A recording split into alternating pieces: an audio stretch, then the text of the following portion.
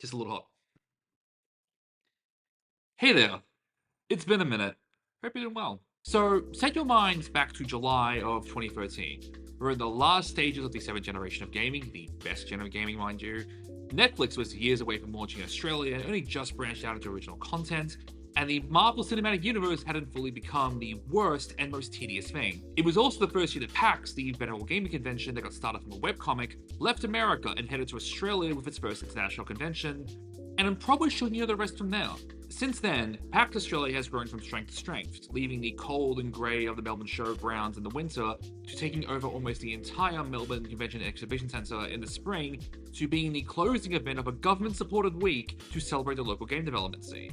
The one thing that's ultimately sticking with me about this year's event is I like to think of it as something of a marker year, where we've come from, where we are now, and maybe where things are slowly heading. I mean, it's kind of fitting, after all, it is the 10th anniversary of PAX Australia, after all.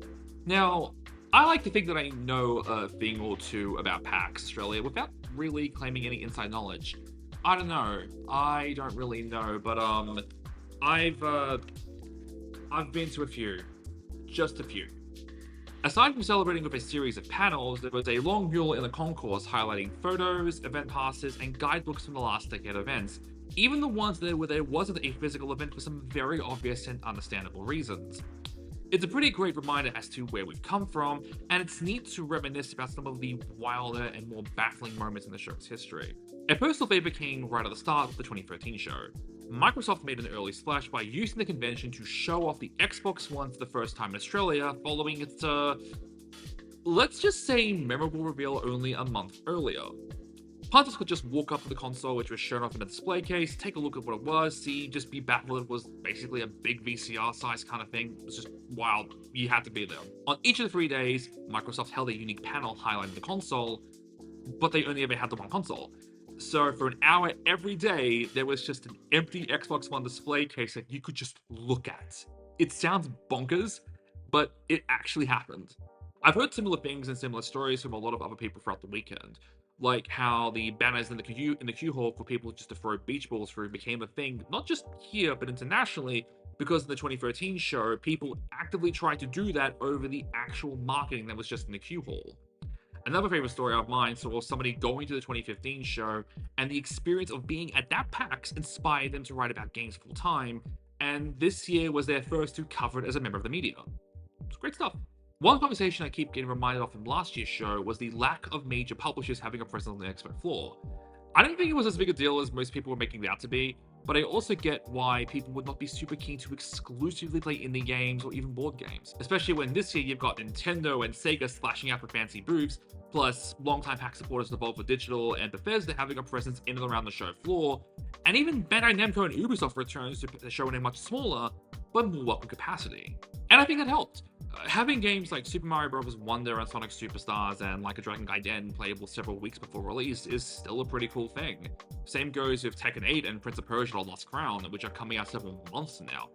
There's also Karmazu, which is also coming out in a few weeks, but playing it with other people in the flesh, which is kind of the point of that game, that's the way to really do it. Now, would the show have been better if, say, Microsoft or Sony showed up properly, let alone any other major publisher?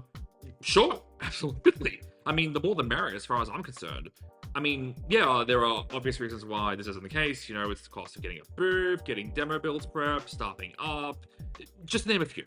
Now, I think it's worth it, but I get why it's not entirely realistic.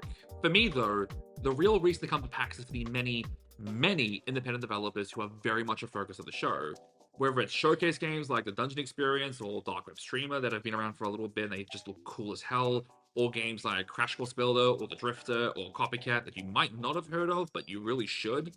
And then there's games in the general indie section like, say, Footy Bash or Let Us Kerala, or a good chunk of the Code NZ or the Southeast Asia sections. All really cool to see. You probably should have played those. They're just rad. And then there's this game called Spellycat, created by developer Broken Fixie, and probably the game I was most personally excited to check out all show, partly because, well, in the interest of disclosure, I've known the developer for years. Ever since we were hanging out in an IRC chat for a television show that I used to be a part of. We don't talk about that here. This was well before PAX came to this country, and here the man is making a gosh darn video game and presenting it to the public.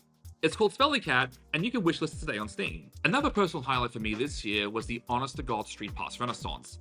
I don't know where or when it started or what exactly brought it on, but people remember to bring their 3DSs in the year of our Lord 2023, and it rules. For up until the Switch launch, PAX Australia was genuinely one of the best places in this country to do the whole Street Pass thing. Not just because of people who like games going to the gaming convention, but it felt like everyone had the 3DS. Everyone had one. Now that's something I've realized over the weekend because it really helps to have a console that's small enough just to throw in a bag and hold plenty of charge. This is great. You really don't need one of these though. Now, I won't lie, it was kind of neat seeing lots of people's most recent games being the system settings app because we're all just sitting up making sure it all works. Or people legit using the console as their Pokemon box because why not, right?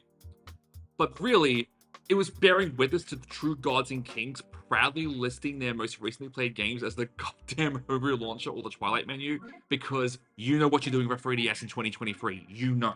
And then there was a meetup. A bunch of people gathered in what could be described as a high school theater class circle, and we just pulled out our consoles and caught up on the mini games that Street Pass entailed.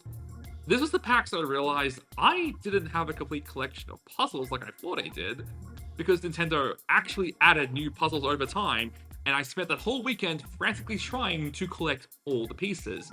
I needed around 90 or so all up, and I ended up just getting just over a third of that.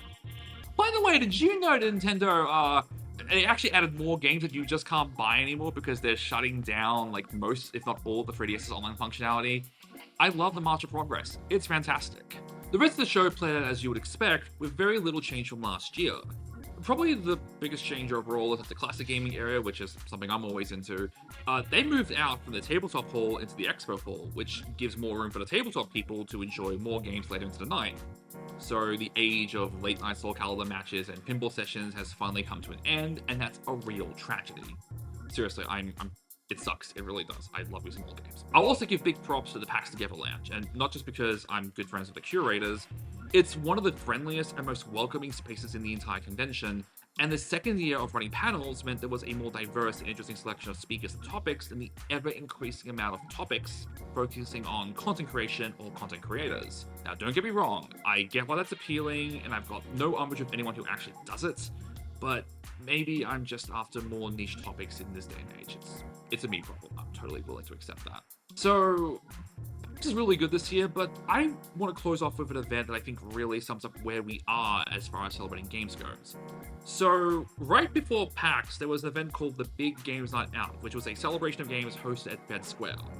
Effectively, the entire space was taken over by gaming, whether it was the atrium turned into a free-play extravaganza, or the Deacon Edge stage turned into a competitive hub, and even the front of Fed Square was taken over by kids in cosplay playing music on violins. Seriously, imagine walking down Flinders Street and just hear a bunch of kids playing the Game of Thrones theme on violins. It's rad. The last major event of the evening was a celebration of Cult of the Lamb, with its composer Riverboy playing a set comprised of the game's music, while images and video from the game dotted the various buildings of Fed Square, before going into a dance set in the rain, which was something. So, being in the middle of all of that and this massive crowd who are full-throatedly chanting the word sacrifice repeatedly in the middle of Fed Square, one of the most central and probably the most central gathering spots of all Melbourne, it clicked. So, I've been covering games for just a tad longer than PAX has been in this country, and I've never seen anything quite like it. Here's this game made mostly in Melbourne, that while might not fit the usual definition for indie, because we're not going to get into that, it's a long talk about semantics, and trust me, that's really, really boring, you don't want to hear that. It's became such a big deal that it's being celebrated in such a way, in such a location even. It's kind of incredible. I've never seen anything like that before. 10 years ago, I would have dreamt of that, and if that's where something like PAX is going to help elevate the local game development scene, I guess it can't all be that bad.